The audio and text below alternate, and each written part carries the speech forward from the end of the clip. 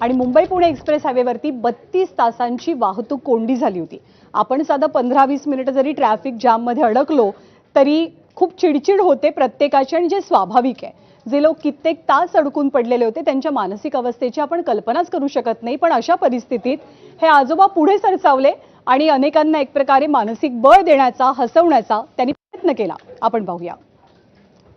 मी माझी सैनिक आहे, नेव्ही मध्ये लढाऊ जहाज इंजिनियर काम केलं, एसटी महामंडळात 22 वर्षे डेपो मॅनेजर। कठीण प्रसंगात आपण कसं तोड द्यायचं, सीमेवर जवान कसा करतो असं रडत बसत नाही। अरे चालू व्हायचं होऊ दे, मी हाय हिम्मत आहे बोललं पाहिजे। ये सरलो, अरे ये सरलो। आता मी करतो तसं दाखवतो, फक्त बघा।